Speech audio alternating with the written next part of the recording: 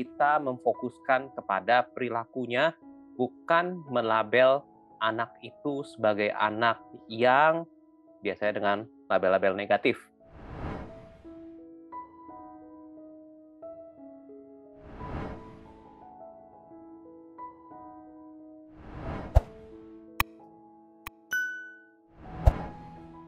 Ada beberapa kesalahan orang tua yang biasa dilakukan oleh orang tua mungkin secara sadar maupun secara tidak sadar.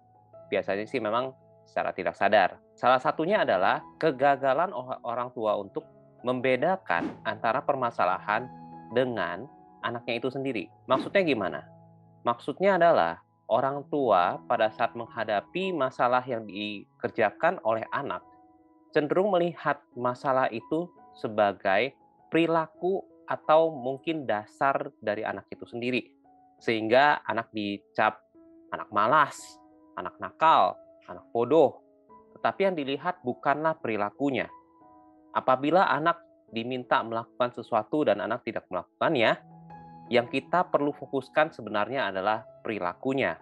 Misalnya, anak diminta untuk mengambil sesuatu tetapi tidak dilakukannya, daripada mengatakan anak malas, sebaiknya atau lebih baik kita mendekatkan diri kepada anak dan mengatakan kepadanya bahwa perlakuan kamu yang tidak mengambil barang tersebut itu tidak menyenangkan hati ibu atau ayah dan sebaiknya dibantu. Dan nak, mari belajar untuk mengambil barang untuk orang lain. Atau misalnya, anak belajar dan mendapatkan nilai kurang baik untuk ujiannya. Daripada mengatakan kamu anak bodoh, lebih baik kita membantu, oh memang kamu masih kurang bisa misalnya di matematika atau di pelajaran bahasa. Jadi kita memfokuskan kepada perilakunya, bukan melabel anak itu sebagai anak yang biasanya dengan label-label negatif. Ya. Nah, itu adalah kesalahan umum yang pertama. Kesalahan umum kedua adalah orang tua ingin anak itu menghidupi mimpi-mimpi atau impiannya yang belum dicapai oleh orang tua tersebut. Misalnya, orang tua bermimpi bisa menjadi seorang dokter atau bahkan menjadi seorang insinyur. Tetapi itu tidak dapat dicapai oleh orang tua tersebut. Sehingga orang tua berusaha sedemikian rupa melatih anak sehingga anak itu bisa mendekati pencapaian yang diharapkan. Menjadi dokter kah, menjadi insinyur kah, atau menjadi orang-orang yang diharapkan. Dan dengan demikian terkadang tuntutan-tuntutan orang tua kepada anak menjadi terlalu tinggi atau bahkan berlebihan. Padahal anak itu belum tentu mimpinya adalah menjadi dokter atau belum tentu mimpinya mau jadi insinyur. Tetapi karena orang tua yang meletakkan mimpi-mimpinya kepada anak tanpa berkomunikasi dengan baik dengan anak, sehingga menjadi mimpi-mimpi anak itu seperti tidak ada. Yang ada adalah mimpi atau impiannya orang tua yang ditanamkan kepada anak.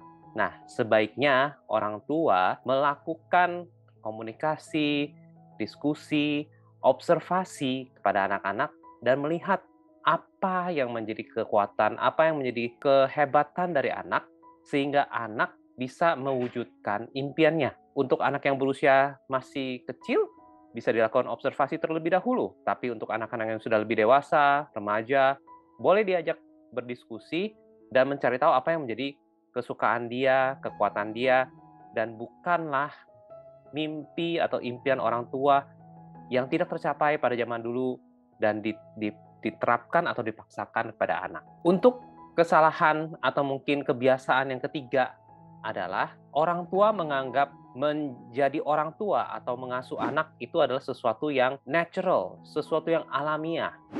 Nah, sesuatu yang alamiah itu adalah sesuatu yang mengalir dari atas ke bawah.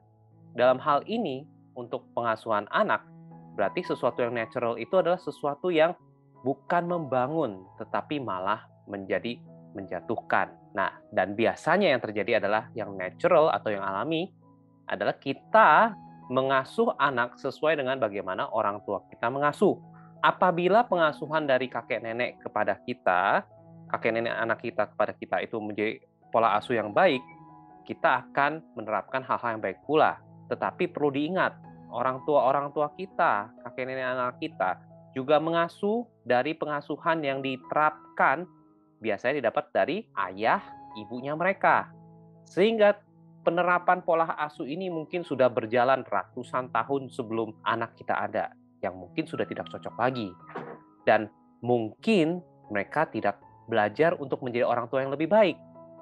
Nah, dengan ini kita belajar untuk tidak hanya mengasuh berdasarkan hal-hal yang menurut kita alami, tetapi kita mengasuh dengan pengetahuan yang lebih baik, pengetahuan yang lebih mutakhir mengenai perkembangan anak, mengenai pola asuh, mengenai perilaku anak, mengenai kepribadian anak, mengenai temperamen. Dan kita belajar terus menjadi orang-orang yang lebih baik. Kita belajar menjadi orang tua yang lebih baik, dan kita juga belajar mengenal anak kita lebih baik. Dan dengan menjadi orang yang lebih baik, kita bisa menjadi orang tua yang lebih baik. Dan tidak ada kata orang tua yang sempurna, karena kita semua adalah orang tua yang terus-menerus belajar untuk menjadi lebih baik dari sebelumnya.